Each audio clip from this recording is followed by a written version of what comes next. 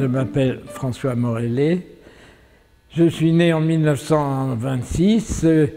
Depuis à peu près depuis 1940, on peut dire, j'ai voulu être artiste peintre. Mais je détestais les professeurs. Et donc, pas question que je fasse des études qui m'auraient dégoûté avec la sale mentalité que j'avais à ce moment-là. Donc, j'ai eu la chance d'avoir un autre métier pour tenir le coup, puisque mes peintures étaient invendables et le sont restées pendant très longtemps.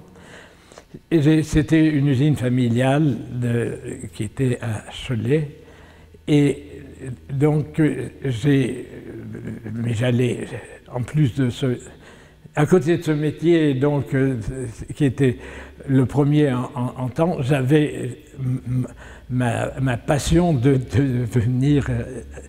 devenir artiste, de pouvoir un jour ne plus être amateur, que ça a été très long.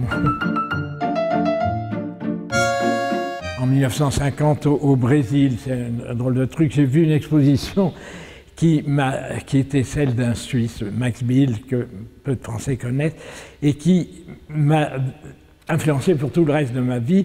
C'était en réaction complète de la peinture de l'époque, l'école de Paris, gestuelle, figurative. C'était utiliser des éléments de géométrie et d'après un système, et que l'œuvre doit être conçue avant d'être exécutée d'une façon précise et neutre. Tout pour dégoûter les gens. Et jusqu'à aujourd'hui, j'ai tenu ce pari et ce qu'on peut voir là, c'est des éléments de géométrie, c'est précis et neutre, et ça ennuie un énorme pourcentage des amateurs d'art, mais le petit pourcentage qui reste, et particulièrement en Allemagne, en Hollande, en Suisse, dans le nord d'Italie, un petit peu en France, m'a permis de faire une carrière très agréable, et maintenant ça marche très bien. Je ne sais même pas ce que les gens font de mes œuvres, ça m'étonne toujours.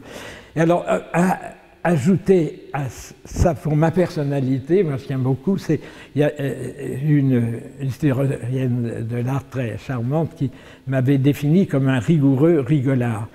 Parce qu'en dehors de cette précision pure et dure, j'ai envie de l'absurde, Alphonse Allais, Pierre Dac, les Marx Brothers, toutes ont bercé ma jeunesse. Et c'est tout ce côté absurde que j'ai gardé et qui, avec ma sénilité, prend même le dessus de tout le reste. J'ai fait 133 intégrations architecturales. Et en fin de compte, au début, ça a été beaucoup plus ça qui m'a fait connaître dans le milieu architecte. Et à Fontevraud, j'ai fait ma 134e intégration. C'est comme un gag, j'ai voulu aller à l'extrême dans mon goût de discrétion. Donc c'est une œuvre qui dure 1/10 de seconde. Ce sont des néons qui vont contre l'architecture, et là j'ai mon goût de profanateur et de scandale. On m'a donné une ravissante, bien sûr que très restaurée, la chapelle. Et quand j'ai vu ça, c'était si propre, j'ai eu à la fois envie de faire ouaf comme ça, et puis que ça paf comme ça. Donc c'est ouaf, paf. Après ça, je pensais rien faire, mais on va dire que je suis un fauchelon, en parlant d'indiscrétion, parce qu'au mois de septembre, il y aura à Paris, rue de Rivoli et près du Louvre, 400 mètres, un néon de 400 mètres, mais pour 3 ans seulement, et qui sera très, très discret quand même, mais je crois que là, ça va être les 2 œuvres de la fin de ma vie, qui sont l'opposé et